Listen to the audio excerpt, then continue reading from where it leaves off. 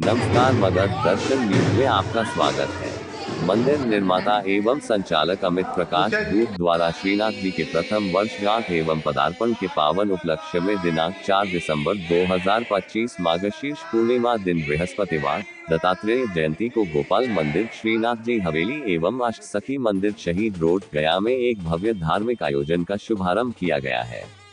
यह दिव्य कार्यक्रम 4 दिसंबर 2025 से 11 दिसंबर 2025 तक चलेगा। इस 7 दिवसीय महोत्सव के अंतर्गत श्री अष्ट सखी महोत्सव एवं श्रीमद् भागवत कथा का आयोजन किया गया है।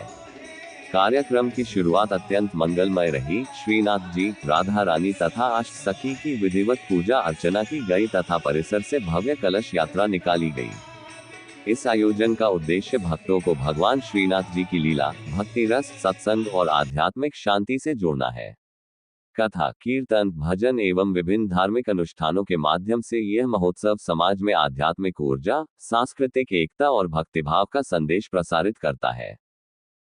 वार्ता प्रेत पीड़ा विनाशिनी, भागवत की कथा भी प्रेत की पीड़ा को नष्ट करती है और गया की भूमि भी प्रेत की पीड़ा को नष्ट करती है। दोनों में समावेश है। गया में श्राद्ध करने से भी पितरों को तृप्ति मिलती है और भागवत की कथा सुनने से भी पितरों को तृप्ति मिलती है।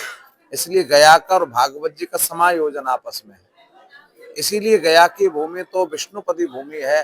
पूरे विश्व ब्रह्मांड में अगर कहीं भगवान श्री विष्णु के चरणारविंद के दर्शन करने हैं तो उस व्यक्ति को गया की भूमि पर आना ही पड़ेगा। और गया की भूमि के लिए कहा है शास्त्र में कि बहुवो पुत्राहा, बहुत पुत्र क्यों होने चाहिए, क्योंकि शास्त्र कहता है उन बहुत पुत्रों में से एक पुत्र ऐसा जन्म लेगा जो गया में जाकर के मेरा श्राद्ध करेगा, मेरा तर्पण करेगा, मेरे लिए तुलसी अर्पण करेगा। इसलिए गया की महिमा बड़ी पावन और पवित्र है। ये गया की भूमि ऐसी है जहाँ गयासुर के ऊपर भगवान श्री विष्णु ने अपने चरणारविंद का प्रहार किया और गयासुर इस गया की भूमि के नीचे आज भी विद्यमान है और उसके ऊपर भगवान श्री विष्णु का चरणारविंद विद्यमान है। वो दरअसल भगवान की ऐसी लीला थी कि इस मृत्यु लोक को, क्योंकि देवता मृत्यु लोक पर चरण नहीं रख सकते, ऐसा नियम है, तो मृत्यु लोक पर नहीं रख सकते, तो मृत्यु लोक को भी दर्शन प्राप्त हो जाए और मेरा भी नियम रह जाए, तो भगवान ने मृत्यु लोक पर न रख के गयासुर के शरीर पर अपना चरणारविंद रखा। इसलिए गया की भूमि पवित्र है, पावन है, दिव्य है। देखिए, अष्ट सखी और अष्ट सखा भगवान में के ब्रज में अष्ट सखी राधा रानी के, जो राधा रानी को लाड़ लड़ाती हैं। कोई सखी राधा रानी को भोजन कराती है, कोई संगीत सुनाती है, कोई इनके पान के बीड़ा धारण कराती है, कोई उनकी चरण सेवा करती है, कोई उनको व्यजन करती है। वही अष्ट सखी अष्ट सहचरी राधा रानी की सेवा में रहती है और अष्ट सखा भगवान श्याम सुंदर की सेवा में रहते हैं। गाय चराने जाते हैं मधुमंगल श्री रामा तो सुबल सुबाहु आदि अष्ट सखा, ललता विशाखा चंपकलका सुदेवी रंग देवी अष्ट सखी और अष्ट सखाओं का समावेश है। और जहाँ श्रीनाथ जी विराजमान हो तो वो श्रीनाथ जी के श्री विग्रह में एक विशेषता होती है, क्योंकि जब भगवान श्री श्याम सुंदर ने गिरिराज जी को धारण किया, इसलिए श्रीनाथ जी को श्री जी महाराज भी कहते हैं, श्री जी का विग्रह भी कहते हैं। श्री प्राप्त कराने वाले और ब्रजवासियों की रक्षा करने वाले, पूरे ब्रह्मांड की रक्षा करने वाले स्वरूप में भगवान साक्षात श्री कृष्ण विराजमान है, तो वो श्रीनाथ जी का स्वरूप है। और आपके यहाँ गया की भूमि में श्रीनाथ जी का पदार्पण हुआ। श्रीनाथ जी स्वयं चल करके आए और श्रीनाथ जी क्योंकि बिना ब्रजवासी के नहीं रह सकते, श्रीनाथ जी को ब्रजवासी चाहिए, इसलिए ब्रजवासियों के द्वारा ये उत्सव मनवा रहे हैं। आपकी गया की पवित्र भूमि है और बहुत बहुत बधाई के पात्र हैं इस गोपाल मंदिर के संयोजक हमारे अमित भूप जी, जिन्होंने श्रीनाथ जी का विग्रह स्थापित करके गया की भूमि को ब्रज की भूमि बना दिया।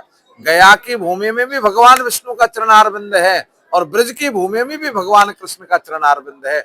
इसीलिए दोनों भूमियों का महत्व अपने आप में एक दूसरे को आनंदित करता है और एक दूसरे को आनंद की प्राप्ति करता है। तो आने वाले समय में कह सकते हैं कि ये भी एक धार्मिक केंद्र और आध्यात्म का एक बहुत बड़ा हाँ, ये बिल्कुल, जहाँ भगवान विष्णु का चरणारविंद है तो विष्णु ही शिव है, श्री कृष्ण है और कृष्ण ही विष्णु है, क्योंकि नारायण से समस्त सृष्टि उत्पन्न हुई है।